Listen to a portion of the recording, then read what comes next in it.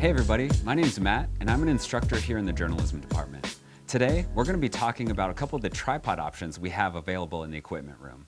So the first one I want to talk about is this one. It's made by a company called Slick, and you might see this if you're in JTC 345. This is going to be one of the main tripods that's available for you for checkout. So one of the first things I want to point out is how to get your camera on this tripod. So the tripod's probably going to come like this. And so when you take it out of the bag, you're going to flip this gray switch on the back right here. And then you're going to feel this top piece start to come loose. So if I did it in real time, I'm going to flip this little lock, and then I'm going to lift this out. Now this is a little tripod. This is called a tripod plate. So you can see there's this little screw on top right here. That's called a 1/4-20 screw. That's going to go into the bottom of the camera. And then on the bottom here, you have just the other end. So I always bring something with you to be able to tighten this down, either a screwdriver or a coin, or myself on my keychain. I have a little gadget that I use. So I'm going to take one of our Sony a7 III, again, another camera that's available in the checkout room. And for today's purposes, I'm just going to use my thumbnail. So I'm going to screw this into the bottom right here. And again, it goes in right into this 1/4-20 slot on the bottom. Just get this started. You'll start to feel it thread in, just like that. And this one you want to align just like this. Okay? So I have my tripod plate on my camera, and now I'm just going to do the opposite of what I did when I put the camera on. So I'm going to tuck one end of this little plate in right here, and then I'm going to pull this gray lever, and I'm going to just set the camera in and then release the gray lever. Now, I don't know if you can tell, but the lever isn't quite locked in all the way. So now I'm going to pull it totally closed.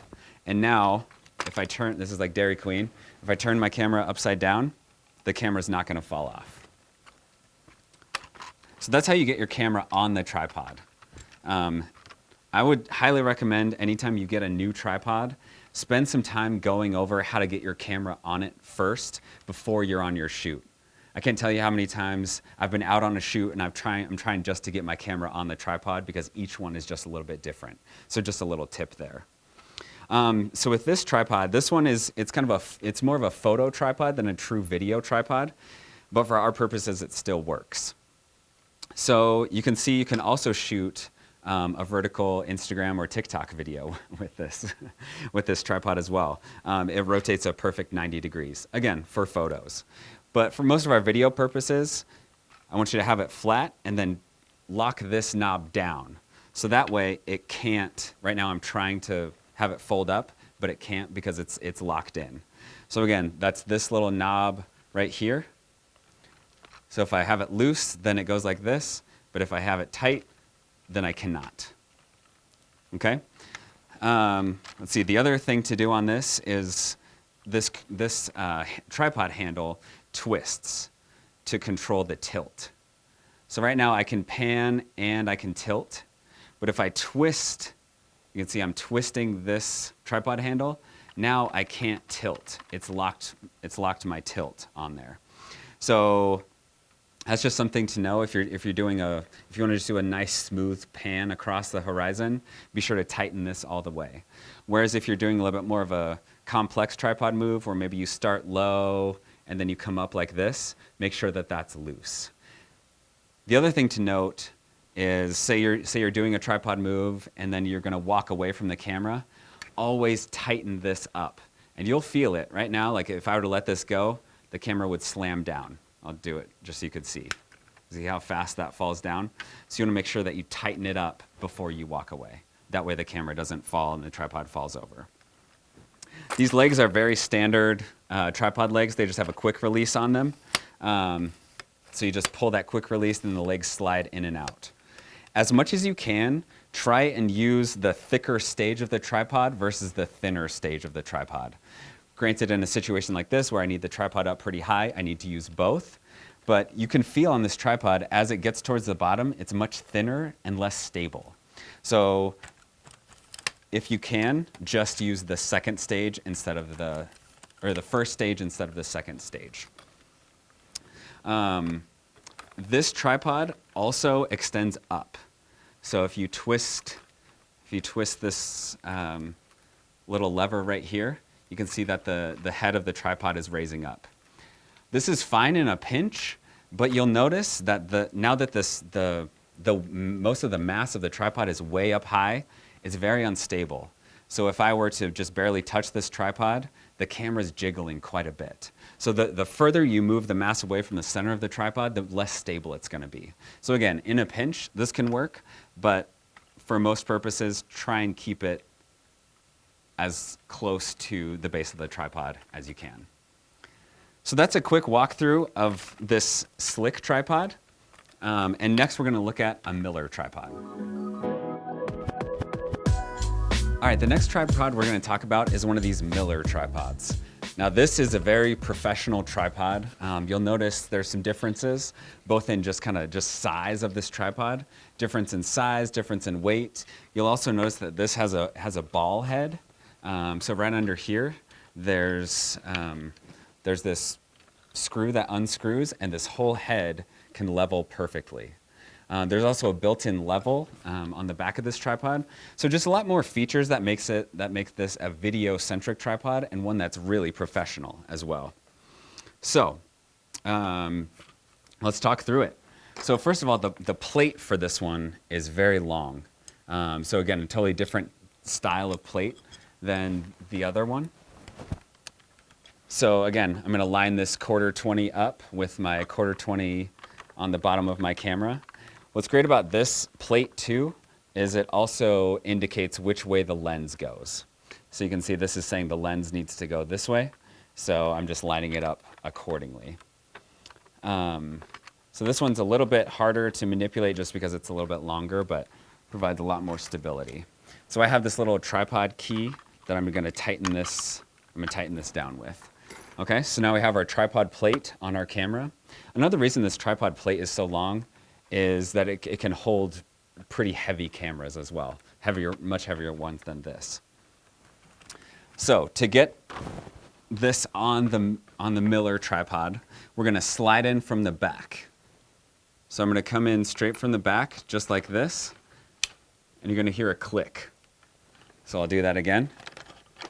So slide in straight from the back. You kind of have to line up the tripod plate, and then there's going to be a click. Okay, so now the tripod is on, and it can't come off, but it's very loose, right? If this were to tip, the camera would still rock back and forth. So what you want to do is you want to get the camera centered on your tripod, so it's a nice center of gravity, and then you're going to twist this little yellow knob right here until it locks in. And now I can't slide the camera back and forth. So this one's kind of a two-stage process. So I'll do that one more time. So we take the camera like this, line it up, we're going to hear a click. There's our click, line it up in the middle, and then twist this to really lock it in. And now you're ready to go. So as we talk through, we're going to kind of talk from the top down. So this tripod head has a lot of different features on it. First of all, this handle, you can twist it around, you can move it. So like for me right now, this is a little bit more comfortable to have the handle come down a little bit more like this. So as we move from the top down, you'll see these two knobs right here. You can add drag to the tilt and the pan functions of this tripod. So if you're trying to get that really smooth pan, but you want a little bit of resistance, so you go even slower, you can adjust these as well. But for now, we're just going to leave them on basically no drag, so we have full range of motion on this tripod. If I start to turn it like this, you can see right here we have a level. So right now I'm not quite level, so I'm going to turn my ball head. I'm going to unscrew this just slightly, and I'm going to line that up so the bubble is right in the middle. That is a great feature because your tripod legs can be on uneven ground, but you need to make sure that at least the camera is level, and this gives you a great indicator of that. You'll see this knob as you come around to this side. This is the tilt lock. So right now I can freely tilt the camera, but as soon as I tighten this down, now I can't tilt the camera anymore. So obviously this is critical when you're doing interviews. You want to make sure that your pan and your tilt are locked in. So that way you have a really, really stable shot. And if you have to move during an interview, just very slowly release the pressure on the tilt or the pan, and it'll come loose. So these legs are a little bit different than other tripod legs. So one cool feature they have is up here at the top, they have this little lever here. And so that allows the leg to extend really wide. So if you can imagine, if I extended all of these legs really wide, I can do a super low shot. So that really comes in handy if you're trying to get a really low, stable shot of something. Again, trying to get that great composition in your shot. So to deactivate that, you just swing the leg back in, and it falls right back down. So I'm just going to reset that. The other thing with these legs is that they untwist. So instead of being a quick release, they twist open and closed. The trick with these is you only really need to do like a quarter turn. You don't need to do much at all. So you can see all I'm doing is just a little bit of a turn. Just a little bit, just a little bit, just a little bit. And now they're all locked in. If you keep on twisting these the wrong way, it's going to loosen up the internal components of this, and it's going to basically break the tripod. So please just do small turns. So to extend the legs, I'm going to do a quick little quarter turn, and I can start to extend these out. And then to tighten them, again, just the same thing, just twist it back and it locks in place. So I'm going to flip this back over. This also makes it really quick to set up because it's just a quick twist, and then the legs can just kind of fall out just using gravity. In addition to stability, another purpose of the tripod is to get a really stable shot while you're doing your interviews. And this tripod is great because it goes really tall, and you want to make sure when you're doing your interviews that your camera is at eye line of your subject. So I'm going to extend this one so we can go all the way out. Again, just a quick quarter turn. And you can see how high this tripod gets really quickly. So if I were interviewing, say, a basketball player or somebody who's really tall, immediately I have this height. My tripod legs are extended all the way. Unfortunately, it doesn't go any higher than this from the top. But one thing you can do is you can bring the legs in together if you need just a little bit more height. You can see what that does when the legs are in closer together is it makes it less stable because your surface at the bottom, your base is smaller. But in a pinch, if you need to get your camera to an even higher height, then you can do that as well. But if I were interviewing somebody kind of average height, I usually extend my legs all the way, and then I loosen my legs, and then I just start to kind of walk the tripod down like this until, okay, that looks kind of even, pretty close to their eye line. And then I'll do my fine adjustment with my ball head. So legs out first and get it close to level, and then move up to your ball head and get it dialed in perfectly, and then just double check your eye line with your subject. This not only works for interviews, but also for just general shots. Again, a tripod is stable, especially on close-up shots. You really want that shot to be really stable so that people can process what's happening. And this tripod especially gives you great options as far as that goes. So with any tripod that you use, you want to get practiced at it. So whether you check one out from the equipment room or borrow one from a friend, you want to get used to it before you're on your shoot. Because not only are tripods great for interviews and for static shots, they're also great for dynamic camera moves. So for instance, if I wanted to start low in the foreground and then pan up to reveal some epic mountain scene, I could do that with a tripod. And it kind of gives your viewer that, oh, okay, we're going somewhere. One thing that I do want to say with that is it's going to take practice. Even me, after all these years of filming in the field, I'll do a pan or a tilt or a zoom probably at least 4 or 5 times. The other thing too, when you're recording that, what I usually do is I hit record right here, count to 3, and then do my move, count to 3 again, and then stop recording. One of the worst things as an editor that you can do is record, record.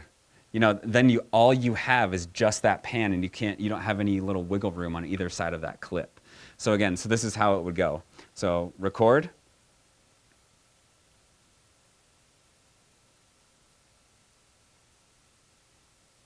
record. Kind of feels long, right? You're like, well, I know what I'm doing. Like I can do it fast. But you want to give yourself a little bit of a tail on either end of your camera move. So that way your viewer can see that camera end. They can see that camera move end, and then you can easily edit out of it. So just another tip when using tripods. All right, guys, well, that's all I wanted to talk about with these tripods today. I hope you enjoy using them, and thanks for watching this video.